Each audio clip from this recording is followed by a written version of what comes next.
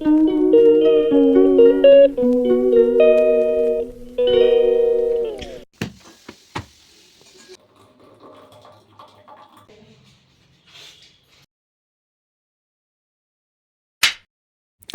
দিনটা ছিল সোমবার, আর সকাল সকাল উঠে এক কাপ চা দিয়ে সকালটা শুরু করলাম। প্রচণ্ড কাল ঠান্ডা লাগছিল, তাই একটা কুর্তি পরে নিয়েছিলাম। আমার এখনও কোনো ফুল স্লিভ কোনো ড্রেস বার করা হয়নি, সেই কারণে ভাবলাম কুর্তিটাই পরি। তারপর আজকে ব্রেকফাস্ট কিন্তু একটু বাইরে থেকে কিনে এনে খেয়েছিলাম। আমি নিয়ে আসিনি, আমার বাবা এনে দিয়েছিল। আমি কিন্তু বেশি আমার বার হতে একদমই ভালো লাগে না। তারপর সকালবেলা পড়তে বসে গেছিলাম। প্রথমেই টু ডু লিস্টটা বানিয়ে নিয়েছিলাম।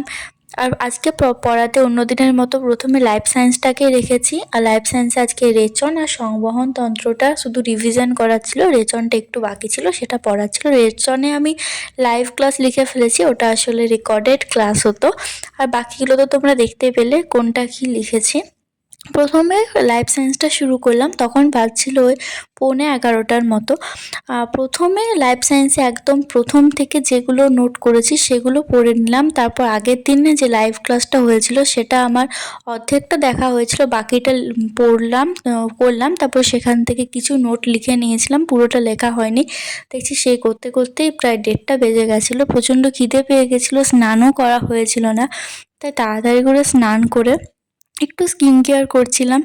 আর স্কিন কেয়ার কি বলবো, এই ঠান্ডাতে আমার ত্বক পুরো এখন থেকে ফাটতে শুরু করেছে, তাই একটু বেশি করে করে টোনারটা লাগিয়ে নিয়েছিলাম। একটু ভিজে ভিজে থাকলে ভালো হয়। তারপর বায়োটিকের ক্রিম ইউজ করছিলাম, এটা অনেকটাই ত্বকটা হাইড্রেটিং রাখে।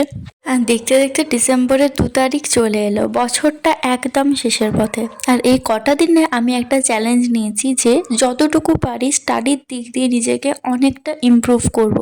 যত ঘন্টা পড়ি তার থেকে অনেক বেশি পড়ার চেষ্টা করব।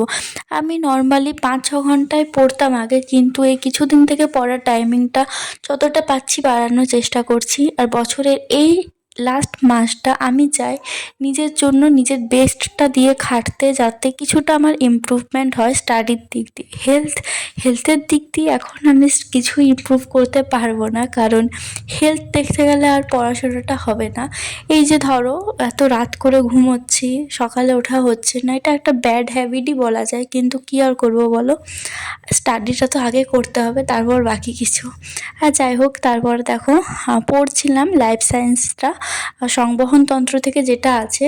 আমার খাতাতে কয়েকটা এমসিকিউ লেখা ছিল, সেই এমসিকিউগুলো মুখস্থ করছিলাম, মানে মুখস্থ হয়ে গেছে, সেগুলোকে আরেকবার রিভিশন দিচ্ছিলাম। লাইফ সায়েন্সটা কমপ্লিট করতে 5টা 15 বেজে গেছিলো। তারপর একটু আবার চা খেয়ে নিলাম। আমি সারাদিনে 2বার চা খাই, নাহলে আমার দিনটা খুব ভালো যায় না। তো যাই হোক, লাইফ সায়েন্সটা কমপ্লিট করলাম। আর আমার লাইফ সায়েন্সটা আজকে পড়তে পুরো সময় লেগেছিল 4 ঘন্টার মতো। তারপর শুরু করে দিয়েছিলাম ইংরাজিটা আজকে ভয়েস চেঞ্জ করার ছিল। প্রথমে রেখেছিলাম সাঁতরার বই, তারপর আমার ডায়েরি, তারপর কোচিংয়ের যে নোটগুলো যে খাতাতে লিখি সেই খাতাটা ছিল। আর এই যে ডায়েরিটা দেখছো, এটা কিন্তু আমার ক্লাস 9-এর ডায়েরি। আর 9-10 একসাথেই আছে। আমাদের যে গ্রামারগুলো লিখিয়েছিল সেগুলো আমাদের স্যার বলেছিল একটা ডায়েরি বা কিছু মোটা খাতাতে লিখে রাখতে, যাতে এটা অনেক দিন পর্যন্ত যায়, কারণ এই গ্রামারগুলো ভবিষ্যতে আমাদের কাজে লাগবে। তার জন্য সেটা আমি ভালো করে রেখে দিয়েছিলাম। সমস্ত থিওরিগুলো করার পর সাঁতরার বইয়ের যে কয়েকটা এমসিকিউ ছিল সেগুলো করে নিচ্ছিলাম, দেখছিলাম কটা করতে পারছি কটা না। আর আমার পেন্সিলটা আমি একদম খুঁজে পাচ্ছিলাম না, সেই কারণে আমি পেনেই দাগ দিয়ে দিলাম। আমি পেনেই দাগ দিয়ে দিই অনেক সময়। আর ভুল হলে তখন ক্রস চিহ্ন দিয়ে আর একটা অন্য দাগ দিয়ে দিই, এভাবে করে চলছি। আর এএনএম জিএনএমে লাইফ সায়েন্স ফিজিক্যাল সায়েন্সের পর সবথেকে ইম্পর্টেন্ট হচ্ছে ইংরাজি, কারণ ইংরাজিতেও 15 নাম্বার থাকে, তাই এটা কিন্তু সবাই একটু মন দিয়ে করার চেষ্টা করো।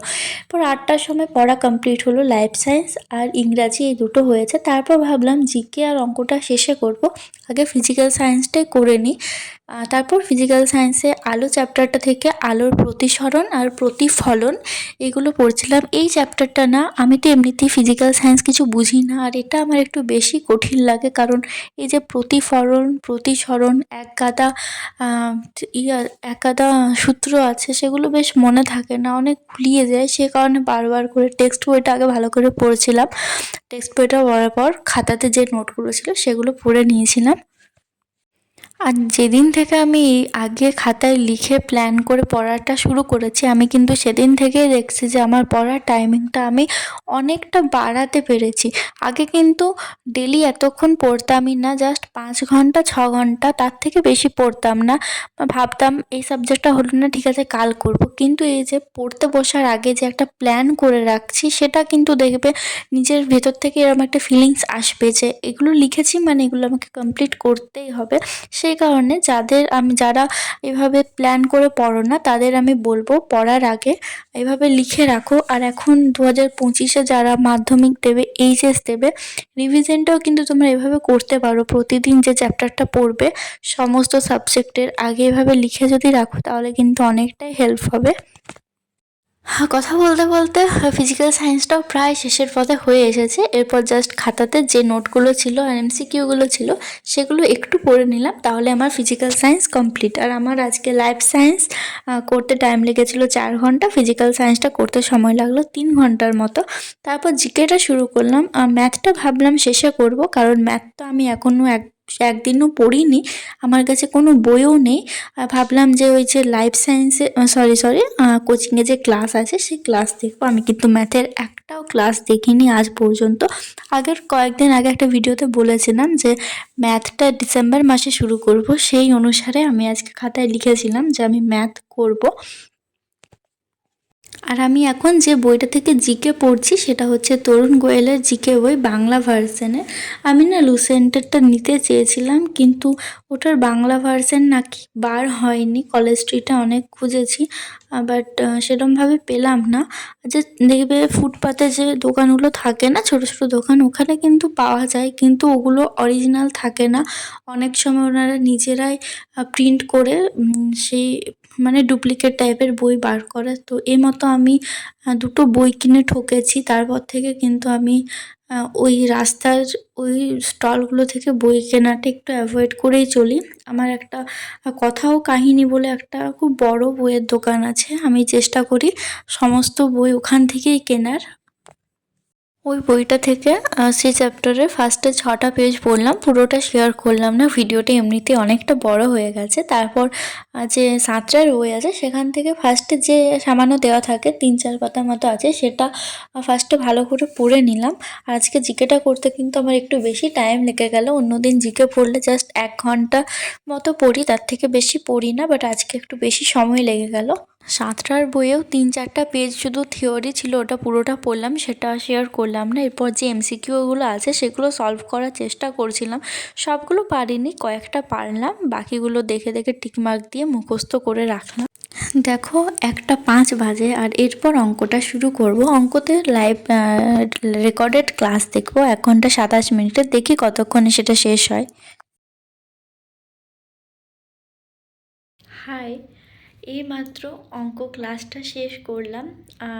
ক্লাসটা করতে বেশি 1 ঘন্টা 27 মিনিটের ক্লাস ছিল, বাট একটু স্পিড দিয়ে দেখে তাড়াতাড়ি করে কমপ্লিট করার চেষ্টা করলাম। এখন কটা বাজে তাও তোমাদের দেখায়। দেখো 2:05 হয়ে গেছে। হ্যাঁ, তো 2:05 হয়ে গেছে, তাই ভাবলাম আজকে করছি না। আসলে যে সরল সুদ কথা চ্যাপ্টারটা 2টো পার্ট আছে, আমি আজকের পার্টটা দেখলাম, বাকিটা পরের দিন করে নেব। তো ভিডিওটা আর বড় করছি না, কারণ আজকের মতো পড়া এখানে কমপ্লিট। আর ডিসেম্বর মাসের ভিডিওগুলো একটু বড় আসবে, কারণ আজ আমি ডিসেম্বর মাসে একটা নতুন চ্যালেঞ্জ নিয়েছি, যেটা আজকের ভিডিওতে হয়তো জানতে পেরে যাবে, আমি এডিট করার সময় সেটা বলবো।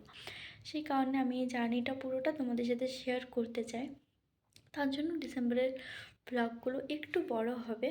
হ্যাঁ, তো আর আজকে না একদমই ঠান্ডা লাগছে না। কালকে ঠান্ডা লাগছিল একটু, তাই হালকা ঢাকা নিয়েছিলাম, বাট এখন আজকে একদমই ঠান্ডা লাগেনি। এখন এসব ছড়িয়ে ছিটিয়ে আছে, বই খাতা সমস্ত কিছু, এগুলোকে গোছাবো।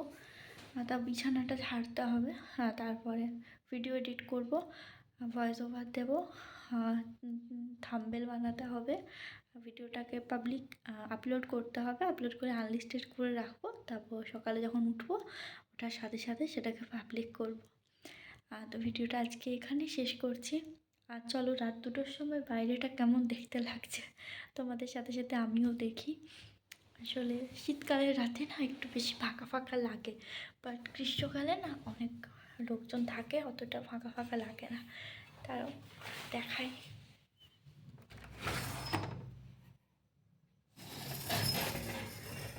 ব্যাক ক্যামেরায় দেখাচ্ছি। দেখতে পাচ্ছ পুরো ফাঁকা, রাস্তায় লাইট জ্বলছে, আর ওই যে দূরে দেখো ওটা হচ্ছে না থানা, আর এই অফিসটা দেখছো এটা হচ্ছে ফায়ার অফিস। জানলাটা লাগিয়ে দিই,